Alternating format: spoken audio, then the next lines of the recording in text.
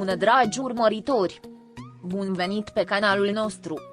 Te afli la adresa potrivită, unde poți accesa instantaneu cele mai recente știri. Multă vreme, relația dintre Halil Ibrahim și Slatirkoglu a fost una dintre marile enigme ale lumii artei. Ceea ce pentru mulți părea o poveste de dragoste autentică, simplă și spontană se ascundea în spatele unei rețele de tăceri, priviri și complicități pe care nu toată lumea a reușit să o descifreze. De când au început să lucreze împreună, speculațiile despre relația lor privată au crescut cu încetul. Nu au confirmat niciodată, dar nici nu au negat-o categoric, ținând presa și fanii în suspans constant. Totuși, ceea ce nimeni nu a îndrăznit să întrebe cu voce tare a fost care fusese adevăratul scop al lui Halil în toată treaba asta. Halil Ibrahim a fost întotdeauna un om al tăcerilor prelungite și al zâmbetelor reținute, cineva care spunea mai mult cu ochii decât cu cuvintele. Cu Slatirkoglu, această atitudine s-a intensificat, generând o aură de mister pe care mulți au găsit-o irezistibilă. Dar, în culise, existau cei care simțeau mai mult decât afinitate sau atracție, exista o intenție, un scop. Unii au crezut că este vorba de dragoste pură, alții au crezut că a fost o alianță strategică într-o perioadă de creștere profesională. Adevărul este că, se pare, Halil Ibrahim se mișca cu un scop clar. El, care își construise constant un nume, a văzut în Slatirkoglu nu doar un partener de scenă, ci o figură cu care putea lega o legătură mai puternică. Acea conexiune, autentică sau nu, avea puterea de a încânta publicul, de a multiplica interesul pentru proiectele lor. Și a funcționat. Chimia pe care au afișat-o pe ecran a depășit granițele ficțiunii și, în curând, au devenit un cuplu idealizat de mii de urmăritori. Dar Halil Ibrahim a fost mânat exclusiv de sentimente sau exista ceva mai profund, poate mai calculat? În cercurile apropiate producției, mulți au comentat că Halil Ibrahim avea o abilitate unică de a citi emoțiile altor oameni. Știa când să meargă înainte și când să se retragă, când să arate afecțiune și când să creeze distanță. Cu Slatirkoglu a țesut o relație plină de subtilități, în care fiecare cuvânt era măsurat, fiecare gest calculat. Nu pentru că nu simțea nimic, ci pentru că știa că prea multă sinceritate putea rupe echilibrul care îi avantaja atât de mult. Scopul nu era pur și simplu să iubești. Era vorba despre susținerea unei narațiuni care să-i protejeze pe amândoi. Pentru Slatirkoglu, povestea a fost diferită. Ea, mai impulsivă și mai puțin diplomatică, s-a dăruit fără filtre. Spontaneitatea sa contrasta cu rezerva lui Halil Ibrahim, creând o dinamică magnetică pe care fanii au îndrăgit-o.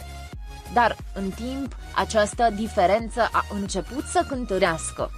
Ea căuta certitudini, el, strategie. Și acolo a început nepotrivirea. Pentru că atunci când cineva iubește necondiționat, dar celălalt iubește cu calcul, inima începe să se clatine. Nu s-a știut niciodată dacă Halil Ibrahim simțea cu adevărat la fel ca Slatirkoglu. Nu a mărturisit niciodată. Ceea ce se percepea era dorința lor de a avea grijă de imaginea amândurora, de a nu risca nici măcar un milimetru din respectul profesional pe care îl construiseră. Scopul lor părea să nu fie dragostea însăși, ci să protejeze ceva mai măreț, legenda pe care o creaseră împreună. O legendă care a vândut, care a emoționat, care a inspirat. Dar i-a și întemnițat. Când relația a început să se destrame, Halil Ibrahim nu a dat semne de disperare. Dimpotrivă, a rămas calm, ca și cum ar fi anticipat deja acest deznodământ. Slatirkoglu a fost cea care a plecat prima, sătulă de incertitudine, sătulă să iubească pe cineva care părea mereu cu un pas în urmă. Și el, în loc să o oprească, a lăsat-o să plece. Unii spun că era felul lui de a o iubi până la capăt. Alții cred că pur și simplu îndeplinise deja ceea ce își propusese de la început. Scopul lor era atunci să obțină faimă împreună, să consolideze imaginea unui cuplu de vis și apoi să continue separat. Ceea ce este clar este că Halil Ibrahim nu a lăsat niciodată nimic neclar. Controlul său asupra narațiunii era absolut, chiar și în mijlocul haosului emoțional. Și asta, deși admirabil, a fost și tulburător. Pentru că a iubi din calcul nu lasă loc vulnerabilității. Pe măsură ce timpul a trecut, amândoi au luat-o pe drumuri diferite. Slatirkoglu a înflorit în proiecte noi, dând dovadă de o forță reînnoită. Halil Ibrahim și-a continuat stilul enigmatic, alegându-și cu grijă pașii, păzindu-și tăcerea ca și cum ar fi fost cel mai mare scut al său. Dar în fiecare interviu, când apare numele Slatirkoglu, ochii se întunecă doar pentru o clipă. Ca și cum ceva din interiorul lui ar fi vorbit mai tare decât cuvintele sale. Mulți se întreabă dacă Halil Ibrahim a regretat vreodată că nu a fost mai clar, mai emoțional, mai uman.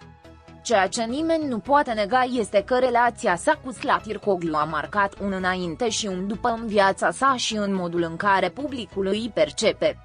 Ea era, poate, impulsul și oglinda lui. Și el a fost, fără îndoială, cea mai grea lecție a sa. Povestea lui Halil Ibrahim și a lui Slatirkoglu nu s-a încheiat în scandaluri sau trădări vizibile. S-a încheiat cu o tăcere densă, cu cuvinte nerostite, cu despărțiri implicite. Și asta, în lumea spectacolului, este chiar mai devastator decât o despărțire dramatică. Pentru că lasă loc de interpretare, de îndoială eternă. Așadar, scopul real al lui Halil Ibrahim ar fi putut fi o combinație a mai multor lucruri.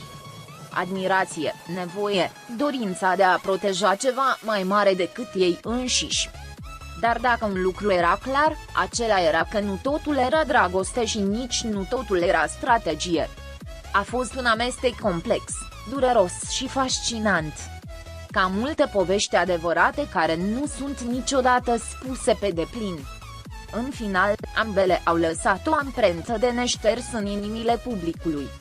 Nu din cauza a ceea ce au spus, ci din cauza a ceea ce n-au îndrăznit niciodată să dezvăluie.